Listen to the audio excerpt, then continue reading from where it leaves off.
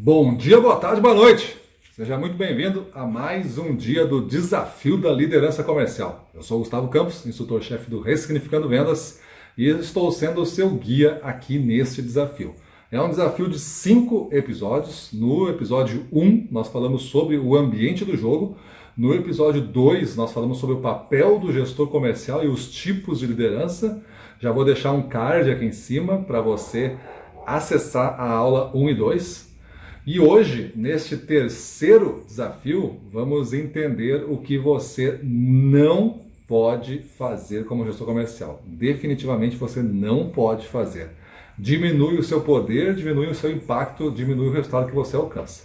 Amanhã você vai entender como estar preparado e confiante, e no dia 5 vamos falar sobre os princípios de uma carreira de valor.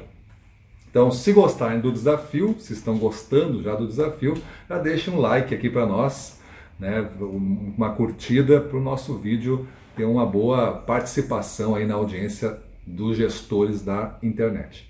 Então vamos lá, peguem papel e caneta, nós estamos já começando e vamos iniciar o nosso dia 13, então, para saber o que você não pode fazer.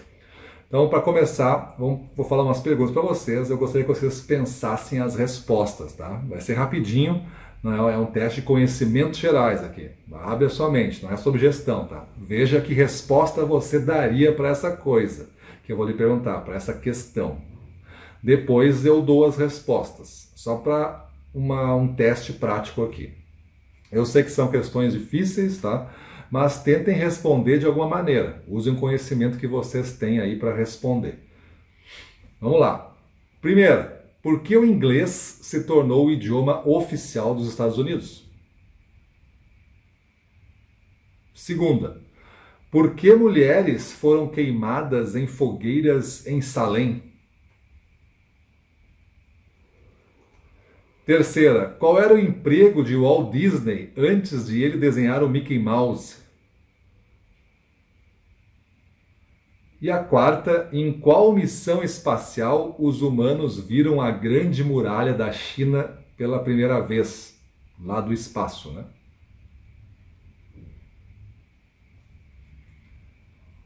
Vamos ver as respostas? Está preparado? Então olha só, vamos ver o que você acertou. Primeira pergunta era por que o inglês se tornou o idioma oficial dos Estados Unidos. A resposta, os Estados Unidos não têm um idioma oficial. São confederações, não, são federações que se unem e não têm um único idioma oficial. A segunda questão, por que as mulheres foram queimadas em fogueiras em Salem? As mulheres suspeitas de bruxaria em Salem não foram queimadas, elas foram enforcadas. A terceira pergunta, qual era o emprego de Walt Disney antes de ele desenhar o Mickey Mouse? O Walt Disney não desenhou o Mickey Mouse. Ele foi obra de um outro animador chamado Ub Iwerks. E a questão da muralha da China, né, vista do espaço. Em qual missão espacial foi vista? É impossível enxergar a grande muralha da China do espaço. Então essas são 4 questões que você deve ter respondido de alguma maneira.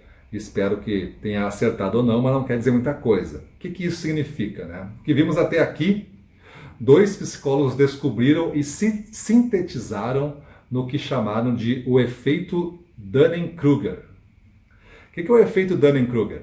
Ele diz que é nos momentos em que nos falta competência para algo que é mais provável que nós vamos transbordar a autoconfiança. Principalmente pessoas da nossa audiência que trabalham na área comercial, quando falta a competência, ou seja, a competência dele vem fazendo a coisa bem feita até aqui. A partir daqui não sabe fazer. Mas é exigido uma performance superior em algum momento. E aí transborda a autoconfiança. Esse efeito Dunning-Kruger, que são 2 cientistas aí, né, com sobrenomes, o Dunning e Kruger, se juntaram e fizeram esse estudo. Eles descobriram isso. Quando falta competência, aumenta a autoconfiança. Isso é um viés cognitivo, é um jeito que você desvia da realidade para enxergar as coisas, pelo qual as pessoas com baixa habilidade em uma tarefa, uma baixa competência para fazer aquilo ali, superestimam a sua habilidade. Ou seja, eu não sei liderar uma equipe quando eles não estão batendo meta, eu não sei recuperar isso e fazer eles baterem meta. Me falta então essa habilidade. Mas é neste momento que a pessoa superestima a capacidade dela de fazer a coisa acontecer e acaba não acontecendo, porque não existe essa competência desenvolvida. Você já entende que isso, responder aquelas perguntas com base no que você conhece, às vezes até com confiança, quando recebe uma pergunta e você não sabe muito bem, mas levanta a mão e já responde, essa superestimada do seu conhecimento, refletido no dia a dia do gestor comercial, faz com que esta performance seja imaginária. Ela não existe. Na sua cabeça, você está confiante o suficiente que você vai explodir de fazer negócio. Só que não acontece. Por quê? Porque faltam competências que, somadas, vão fazer com que você suba o novo degrau da performance. Este é o efeito Dunning-Kruger, o efeito de você não está lá naquele degrau mais alto, mas você acha que já está. E para chegar no degrau mais alto, você precisa aprender coisas novas. É isso que eu quero que você entenda aqui. Que você tenha muito cuidado, primeiramente com o efeito Dunning-Kruger, agora que você conhece, e que não assuma o papel de sabe tudo. Eu sei tudo sobre gestão, não preciso aprender mais nada. Nós temos que estar sempre em constante aprendizado. Não dá para viver com o que se sabe, mesmo que seja bastante já, mesmo que você tenha se preparado bastante. Mas se você espera resultados maiores, você tem que ter um potencial maior. E o potencial a gente desenvolve como? Aprendendo coisas novas, maneiras mais rápidas de fazer, maneiras mais eficazes de fazer, combinações de coisas mais eficazes. O mundo muda tanto, as pessoas dos seus pais quando trabalhavam tinham um comportamento. Os seus filhos agora quando estão trabalhando têm outro comportamento e você tem outro. Então é uma distância grande de comportamentos, de atitudes, de pensamentos, de maneira de enxergar o mundo, de ambições, de desejos, de tolerâncias, tudo muda. E isso tudo vai afetar a performance. Então existem alguns níveis de potenciais de grandeza. Tem um nível mais próximo de você, que é o menor de todos, é as coisas que eu sei que sei. Eu sei que sei. Essas são as coisas que estão próximas de você. Você sabe que você sabe aquilo ali, você domina aquilo ali. Então é que nem você passar uma mensagem de vídeo pelo WhatsApp. Você sabe fazer. Você passa uma mensagem de vídeo para sua equipe. E aí pelo WhatsApp. Então você sabe fazer. Tu sabe que sabe, porque tu já fez.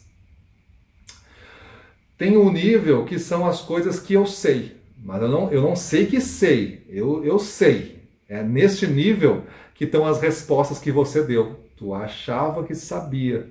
Por que as mulheres foram queimadas, mas elas foram enforcadas? Por que o inglês é o idioma oficial, mas não é? Não, os Estados Unidos não tem idioma oficial. Então é nesse nível que tu começa a perder o jogo. Esse é o nível perigoso. Coisas que eu sei, mas cuidado. Tem algumas perguntas dessas que estão no nível de cima, que são as coisas que eu acho que sei. Eu sabia, mais ou menos, porque nos Estados Unidos, porque o idioma oficial é inglês? Porque foi os ingleses que descobriram, tu poderia ter dito uma coisa desse tipo. Então tu acha que sabe, tu deduziu, tu foi mais ou menos tateando. Então são áreas perigosas essas. Essas são áreas que a alta performance elas não vão surgir nestas áreas. A alta performance vai surgir no quarto nível, que é as coisas que eu não sei. Neste nível, tu sabe que não sabe, até desconhece que tem. Mas quando tu vai ao encontro de buscar elementos novos para a tua performance, conhecimentos novos, maneiras novas de ver o mundo e de fazer as coisas, você amplia o seu potencial. É nesta área das coisas que eu não sei ainda que você vai buscar o seu potencial maior e, consequentemente, a sua alta performance. Então, dito isso, vamos ver agora os erros da gestão. Porque os erros da gestão, às vezes, estão em coisas que tu não sabe. Ou então em coisas que tu acha que sabia e fazia de um jeito, mas está errado fazer desse jeito. Então, nestas áreas do conhecimento, é que você tem que se resolver para o seu potencial aumentar e a alta performance aparecer. Então, os erros da gestão. Como é que a gente chegou nesses erros? Cada turma que a gente faz dos nossos cursos, a gente faz pesquisa com eles no início, pesquisa no final, e já são algumas centenas de alunos ao longo dos anos, né? Então, de posse dessas pesquisas, a gente vai analisando e descobrindo quais são práticas e atitudes que os próprios gestores confessam que cometem, que erram e que têm medos e que não sabem fazer. E a gente construiu, então, com base nessa análise das pesquisas, diversos erros que o gestor não pode cometer. Porque se ele cometer, ele não alcança, vira uma tampa a performance dele, ele não alcança a alta performance, impede mesmo o gestor de alcançar maiores, né, resultados no negócio que ele faz. Eu vou dar foco aqui em 5, que a gente escolheu essas 5 como sendo as mais possíveis de acontecer para você, independente do segmento que você está. Então a gente está focando aqui em 5. Se você conhece essas 5 agora, você está lá naquele nível do coisas que eu não sabia. Você vai pegar agora, conhece 5. E você vai atacar essas 5 para resolver, o seu potencial já aumenta. A primeira delas, vamos lá, peguem caneta se você quiser escrever aí, tá? Mas é assim, ó, não criar um ambiente seguro, transparente e de confiança, apostando na gestão do medo. Tá? Pare o vídeo aí se você quiser copiar. Não criar um ambiente seguro, transparente, de confiança, apostando na gestão do medo. Esta é uma prática antiga que os gestores antigamente faziam, né? Que é a coisa de eu vou dar um medo na turma, eu vou dar uma pressão neles, ó, tu faz isso, então eu não consigo te segurar aqui, cara, faz isso, então tu vai acabar dançando aí. Esse ambiente de medo era uma coisa antiga, ficar ligando de manhã cedo, liga ao meio-dia, fica cercando o cara, vê onde é que ele está. Remonta essa época de obediência, de dependência, de carreiras que duravam uma vida inteira. O cara passava 30 anos naquela empresa desde que sendo muito obediente. Como é que se manifesta essa falta de ambiente seguro e esta coisa de não ter confiança, não ser muito transparente as coisas, tem coisa escondida, né? E apostar muito nessa gestão do medo. Como é que se manifesta? Primeiramente, equipes desmotivadas e desengajadas. Não confio no líder. Então, se não confio no líder, não tem como eu me engajar e ficar motivado. Redes paralelas de comunicação. Na tua empresa tem aquela grupo no WhatsApp dos vendedores que tu não faz parte? Isso é uma rede paralela de comunicação. Pode ser um alerta que o ambiente não é seguro para tu estar junto. Gestor que planeja e decide tudo sozinho. Não consulta a equipe, lança uma campanha sem saber se vai dar certo ou não e sem saber se é atrativa, mas lançou sem consultar ninguém. A cabeça dele funcionou para isso e ele vai e coloca. Por quê? Porque não é transparente, não tem confiança, aposta no medo. Falta de delegação. Essa é outra maneira de se manifestar esse ambiente do medo, de gestão do medo, né? Não tem delegação, centraliza tudo na figura do gestor, só ele resolve as coisas e a equipe fica totalmente dependente. E qual é o impacto deste erro número 1 aqui, né, de não criar um ambiente seguro?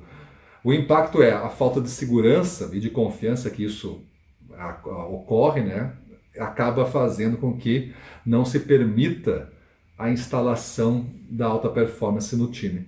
Não tem como ter alta performance se existe desconfiança, existe medo, existe uma certeza que tem coisas não reveladas. O segundo impacto, o gestor ele não é reconhecido como líder, ele é reconhecido como chefe. E o chefe tem autoridade para me mandar para a rua, então eu tenho um certo medo do chefe. Como é que está o humor do chefe aí? Sabe aquela coisa que tu pergunta assim? Como é que está o homem hoje? Tá bem? Tá mal? Como é que tá? Aquela coisa que se fala, um folclore já, né? Isso representa um ambiente inseguro. Dificuldade de conquistar as metas. Outro problema, porque não tem alta performance, fica mais difícil eu chegar nas metas. Vendedores que entregam o básico. Os caras só fazem o básico porque não quer se incomodar. Se faz o básico bem feito, ele passa neutro, nem ligação recebe, mas se não fizer o básico já é atormentado. Então o cara faz o básico, mas não assume mais risco. Não compra desafio maior. Equipe com baixo engajamento e alta rotatividade. Quando tu vê assim o vendedor girando muito na praça, já é o 4º vendedor na área. Sim, ninguém fica porque sente ao entrar essa presença desse medo muito mais daqueles que foram acostumando e que já estão há bastante tempo. Então as pessoas novas elas saem mais rápido até. E o gestor fica muito sobrecarregado pela falta de delegação de atividades e responsabilidade. O cara não tem tempo para nada, nem mesmo para fazer a gestão. Ele é envolvido na política e na burocracia da empresa.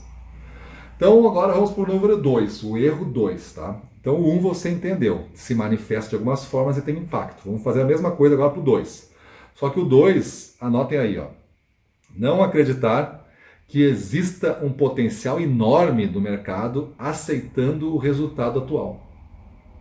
Então tu não acredita que tem esse potencial enorme no mercado. Tu aceita o resultado que tu está tendo, mesmo que baixo, como o máximo possível. Então é uma atitude que deriva dessa crença de que os recursos, o mercado, é tudo escasso. É uma guerra, tem um tamanho fixo, e a gente vai batalhando por isso, e cada um fica com um pedacinho, não tem espaço para todos, é muito concorrente. É esse pensamento que desperta esse erro de eu aceitar os volumes que eu tenho. Como que se manifesta? Primeiramente, já iniciado por mim aqui, a aceitação dos resultados alcançados. Independente de serem bons ou ruins, eu aceito. Então não tem muito questionamento, é isso que deu para fazer, e tu defende o número como possível. Que deu seca aqui na minha região, quebrou tudo, a crise, a pandemia, e tererê, tererê, tererê. Então você vai falando de várias coisas para justificar a sua performance. Na crença, como que se manifesta o segundo ponto? Na crença de que é muito difícil, talvez impossível crescer nesse mercado super competitivo que está. Então eu tenho um mercado, quase todos os mercados hoje, se não todos, são super competitivos, mas como eu acredito que não tem esse potencial enorme, eu acho muito difícil crescer, impossível, e por achar isso, eu não faço esforço para isso, então não acontece. E aí confirma o que eu falei que ia acontecer, mesmo sendo ruim para mim. Eu quero estar certo, né? A pessoa que quer estar certa e não vender mais. Eu prefiro não estar certo, mas desde que venda mais. O outro ponto, falta de cobrança da equipe por mais. Tu deixa de exigir da turma por mais porque tu acha que esse mais não existe. Tu aceita então, como eu falei, essa performance atual até uma performance em queda como normal, para o momento. Não, o momento esse momento agora é esse mesmo. Vamos tentar ficar no mínimo aqui para não, pelo menos que pagar as contas. Tu aceita isso. Excesso de justificativas que explicam seu tamanho inadequado. Então o exemplo da seca foi um deles que eu dei aqui, né? A concorrência baixou o preço, a concorrência fez o lançamento, tudo é uma justificativa e tem um monte de excesso de justificativa. Quando você vai falar dos números, do potencial, da performance, começa um monte, uma chuva de justificativas. Tudo que não depende de nós, está tudo com os outros. Isso é uma manifestação clara que as pessoas não acreditam que o potencial enorme está lá na rua. Elas acham que o mercado é desse tamanho pequeno. E qual é o impacto disso, né? Tem toda essa manifestação. Tu pode pensar assim, isso acontece. Qual é o impacto? Primeiro, complacência da equipe. A equipe aceita o que tem, não luta por mais. Falta de ambição positiva, de crescer sempre. Então a equipe não desperta para ir buscar metas maiores. Ela espera que seja exigido e aí sai correndo para tentar fazer. Perda dos melhores vendedores. Bons vendedores não gostam de ambientes assim, que as pessoas acreditam que é limitado, os caras querem sem tampa, né? Eles querem correr sem linha de chegada, eles querem o máximo possível. Então perde muitos bons vendedores, isso só ficam os medíocres.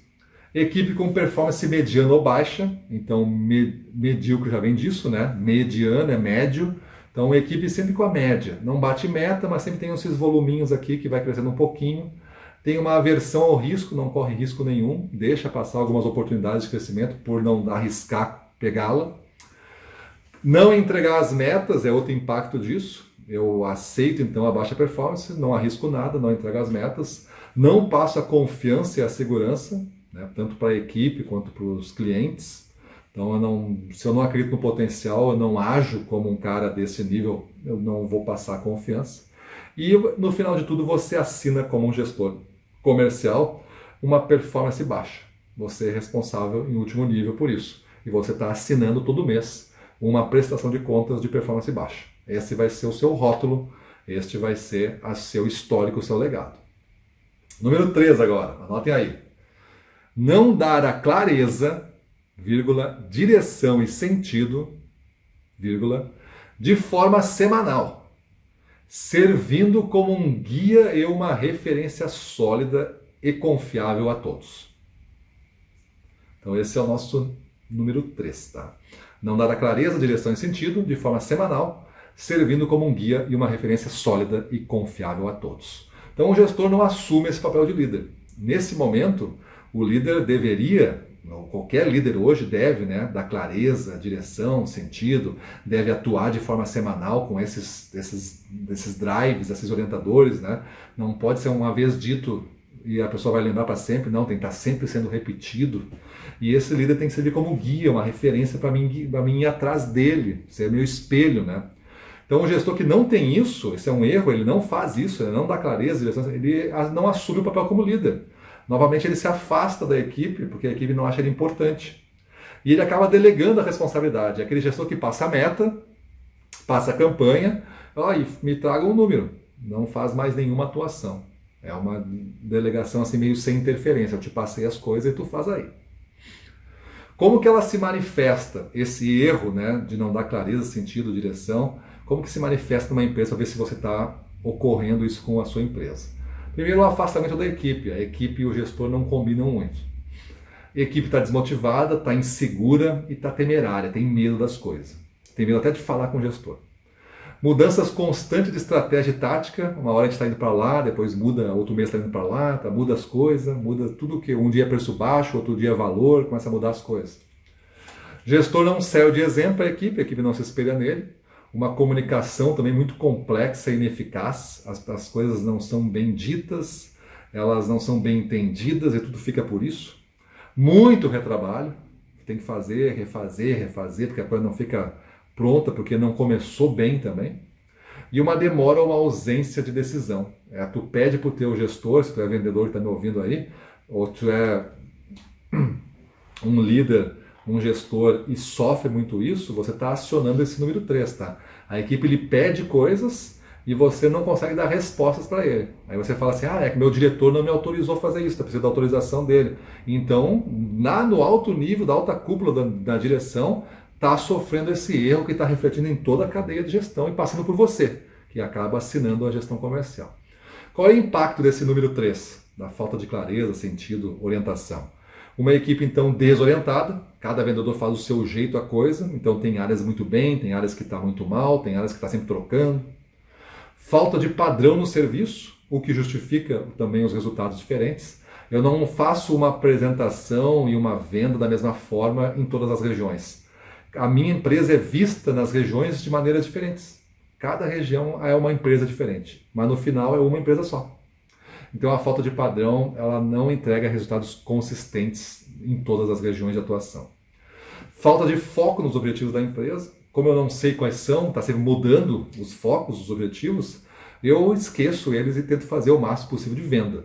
E às vezes eu vendo coisa que não era para vender tanto, vendo coisa que não era para vender por esse preço, acaba essas coisas que acontecendo. Demora na correção de rumo, as coisas estão dando errado e o gestor não atua porque ele delegou tudo para a equipe, então a coisa vai caindo mês a mês e o gestor não atua e tem um sentimento de estagnação. Inclusive algumas equipes de venda sentem que estão piorando ano a ano. Antes eu vendia tanto, ganhava tanto, agora eu vendo menos, está mais difícil vender isso. Então é um sentimento de piora. Isso é uma equipe que está impactada pelo erro 3 da falta de clareza, direção e sentido. Agora o quarto, anota aí. Não diferenciar a sua atuação como gestor para cada um dos vendedores, buscando criar um exército de robô. Então, não diferenciar a sua atuação como gestor comercial, né, a gente está falando aqui, para cada um dos vendedores, buscando criar um exército de robôs. O que é esse exército de robôs? É uma prática do gestor de entregar uma única gestão, uma gestão igual para pessoas diferentes, para vendedores diferentes. Então o cara faz sempre a mesma coisa para todos. É o mesmo treinamento para todos. É a mesma campanha para todos. É o mesmo discurso para todos. É o mesmo acompanhamento semanal para todos. Ou é a ausência para todos. Então é um pacotão básico de gestão para todos, não entendendo que somos vendedores diferentes, com performances diferentes, com conhecimentos diferentes, com necessidades diferentes, com medos diferentes, tudo diferente. Os concorrentes diferentes, clientes diferentes, necessita gestões diferentes. E esse quem tem que fazer e adaptar essa gestão é o gestor. Então, como é que se manifesta esse caso de não diferenciar a gestão? Rigidez no estilo de gestão. Aqui a gente sempre faz as coisas assim. Aqui as reuniões é sempre no dia 5. Aqui na reunião tem que trazer isso, tem que mandar o relatório tal. Sempre tem um pacote básico. O gestor tenta montar uma equipe moldada para atender os interesses do gestor e não da empresa e da estratégia do negócio. Olha como é grave isso. O gestor ele monta uma equipe para atender as necessidades dele, não da empresa e da estratégia, que ele também faz parte e ele está responsável por isso. Uma equipe de vendas que desafia pouco os clientes e o crescimento. Isso é um outro jeito de se manifestar. Se eu não diferencio a atuação como gestor, a minha equipe acaba sendo mediana, porque uma coisa única para todos gera uma média. E essa equipe mediana não vai desafiar cliente, desafiar crescimento. Ela vai entregar o básico. Qual é o impacto disso? A equipe está desengajada, com vendedores desmotivados. As deficiências individuais de cada membro não são resolvidas. Ele fica com aqueles problemas para sempre. E isso enfraquece todo o time e faz uma acomodação aparecer. Se o cara lá não bate meta e não acontece nada, também não vou bater aqui. E fica assim, fica por isso. A equipe fica descontente com o tratamento recebido pelo gestor, porque é um tratamento genérico para todos, nunca é um reconhecimento individual, então fica um descontentamento.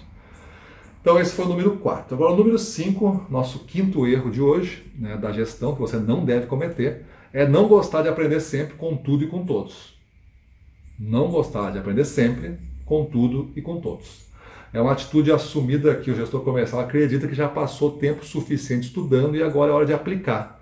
Lembra do Dunning-Kruger lá no início? Pois é, cuidado com isso. Aqui começa o erro e começa aquela consequência. O nosso sentimento, a gente acha que entrega nesse nível e na prática a gente entrega 2 níveis abaixo. Isso é muito perigoso para a performance de você, para o rótulo que você recebe de não ser um cara confiável que entrega as coisas que promete. Então, não gostar de aprender são crenças, então, trazidas de uma era onde você vencia pela força, pela quantidade de trabalho. Existiu essa época. Eu não era tão bom, mas se eu trabalhasse bastante, eu ia dar certo. Hoje não é verdade. Hoje você pode trabalhar bastante, tem profissões aí que trabalham 15 horas por dia, mas o cara ganha o salário mínimo. Só olhar para os lados aí para saber quem são. Então não é trabalhar bastante. Tem que trabalhar corretamente, com inteligência, sabendo o que dá certo hoje. Então como é que se manifesta isso, né? Se manifesta pela não aceitação de novas ideias. Então um gestor que não quer aprender, ele não aceita ideia nova. Porque para aceitar uma ideia nova, ele tem que aprender uma coisa nova. Então ele bloqueia a ideia nova. Sempre fazemos assim aqui na empresa, desse jeito, deu certo. Ele só visualiza risco. Quando ele tem uma ideia nova, para ele não aceitar, ele consegue visualizar os riscos, mas não os benefícios da ideia. Ele mata a ideia pelos riscos. Tem uma resistência grande em não investir e acreditar em treinamento para desenvolver a equipe. Se os vendedores quiserem fazer esse treinamento, eles que paguem. Eu não vou investir para eles que paguem no bolso deles. Então é uma estrutura, é uma empresa, deveria ter um pacote de treinamentos. E o gestor também deveria ser um profissional que treina a sua equipe. Falta de investimento na sua autocapacitação, então é um gestor que não investe nele mesmo. Ele delega a responsabilidade para a empresa, se a empresa quiser que eu melhore, ela investe em mim. Mas na verdade o pior de tudo é você, né? Depois de 5 anos que você acha que a empresa que deve investir em você, a empresa não investe porque ela não tem uma cultura boa talvez, você está 5 anos pior. E aí você vai acabar não entregando o resultado. E você vai ser demitido.